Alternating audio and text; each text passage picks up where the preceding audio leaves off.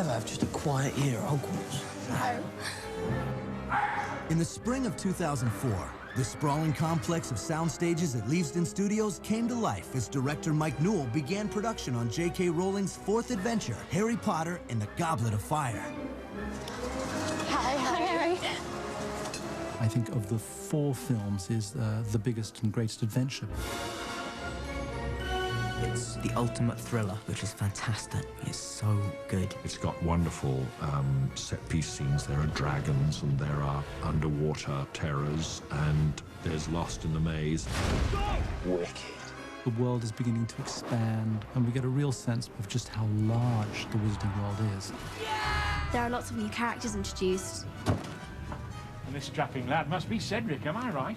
Above everything else, there is the appearance of the true villain for the first time, actually in his own self. Harry in particular is growing up. In fact, Ron and Hermione too. And it's great, I have to say, to be around Dan, Rupert and Emma, seeing them grow, seeing their interests develop. It was only a few short years ago that the 3 young stars were introduced to the world. 3 movies later, Dan, Rupert, and Emma have come a long way. Let's step back in time for a glimpse to where it all began. There must have been hundreds of millions of people that auditioned, and they chose me. He's right here. He's right in the corner of frame. It takes an actor of great depth and intelligence to play that role. And Dan Radcliffe is the only 11-year-old I've ever met who has that quality. And you just see it in his eyes. This is a really deep soul. I was one of the biggest Harry Potter fans ever. And just to play Ron in the Harry Potter film has really been fantastic. And with Dumbledore gone. Good afternoon. I was like, oh my God, I just stood there. Thought, no, this is all a dream, pinch me. And then it all started happening. Petrificus Totalis.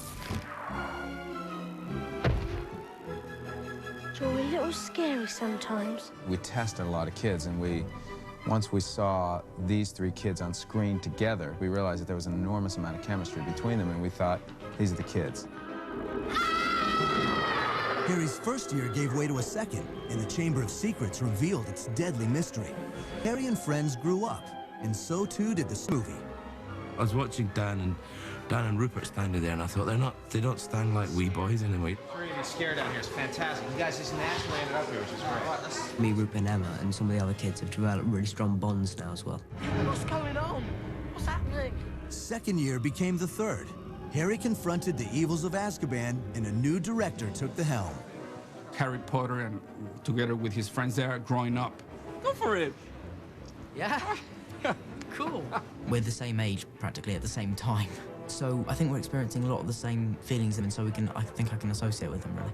The relationship between 3 kids has changed. They're much older, and that really shows in all sorts of different ways. They're teenagers, and I think there's sort of an ongoing stress. A lot is put on the relationship between the 3 of them, and they really rely on each other. Harry! Harry! Now, in the 4th and biggest adventure to date, Harry and his friends are children no longer and facing greater challenges than ever before. Stories are becoming more complex, darker, and the kids are at an age where they're taking on much more. They can comprehend a great deal. The task is 2 days from now. Really? I had no idea. At over 730 pages, The Goblet of Fire was J.K. Rowling's longest book to date, big enough for 2 feature films. The filmmakers narrowed the focus of their narrative. There was one side of the book which you could string the pearls on, which was the thriller side of the story. What is it I'm seeing when I dream? What do they mean? It's a nightmare come to life. Voldemort, the Dark Lord, who was cast down 13 years ago, has been revived by his dark followers. You don't see him, but you see his hand. He's in a chair at the beginning. You just sense his presence in a big armchair. There is a terrible, murderous plot, but you don't know what it is. As if in warning, Harry's scar screams in pain. And when I woke up, my scar was stinging. All he knows is that his scar hurts like hell.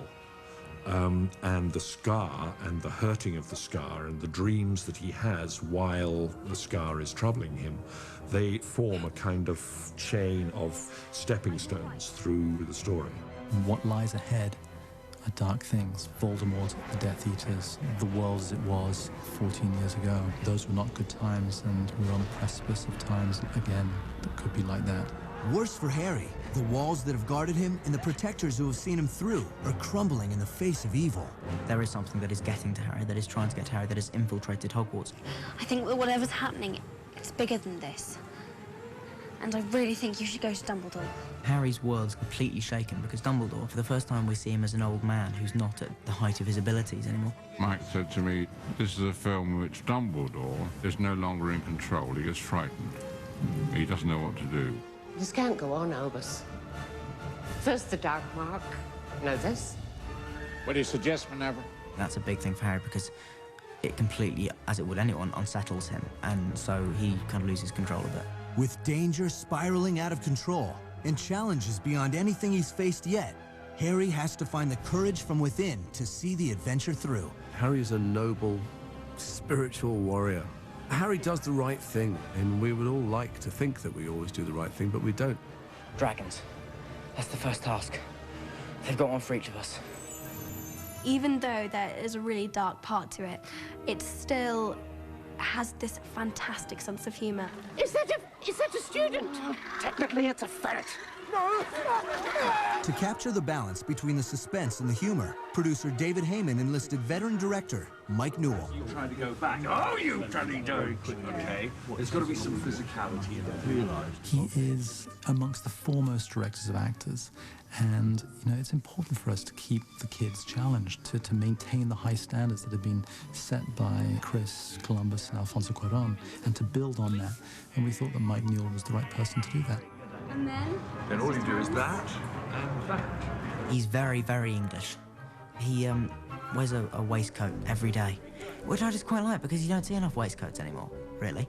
He combines a real professorial quality with that of a true British public school boy. It's in his blood, and I think he brings it out very authentically in this film.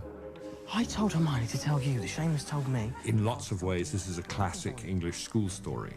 All right, it's wizards and wands and magic and stuff like that, but it is nonetheless a classic English school story. And we're all brought up on those things. I share all the same references. I don't even know I'm doing it. But that was great! He's just a real actor's director. And where I am now in terms of acting, I just want to learn as much as possible. And he gives very, very detailed notes, which is great because that's what I need. He gives back so much energy, and instead of sitting there in his chair watching the monitor, he's out there and he's doing it, and he's giving back energy to the actors, and I think he's great. He's so funny, he's completely crazy.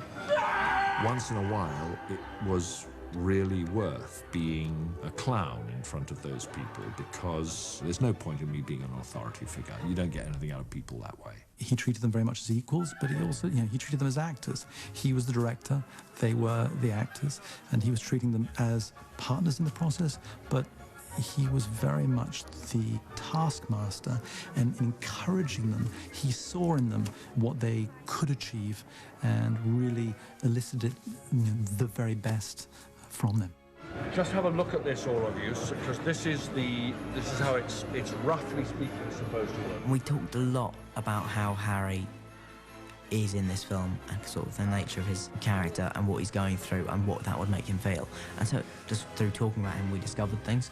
So it really was good working with him, particularly from a kind of performance point of view. Glance or two at Hagrid. He's got a very inclusive notion of directing. He walks out the set in the morning and says, this is what I imagine we're going to do today. This is what I'd like us to do today. I just talks you all through it. And then he goes off for a cup of tea, and then 10 minutes later we do our best to do it. Is this your script? Yeah. Wow.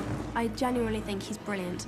He's so creative. He's really passionate about making this the best film, and he won't settle for anything less. Newell found inspiration in his young stars. I found each of them funny, just because they were such kind of peppery and vinegary, and you know, each of them has a very strong individual taste. I enjoyed that about them. Coming up, Hogwarts hosts a Triwizard Tournament. The Goblet of Fire chooses its champions, and Harry is swept up in the adventure by a surprise twist of fate. Harry Potter! And still to come, an exclusive scene from the new movie when Inside Harry Potter and the Goblet of Fire returns.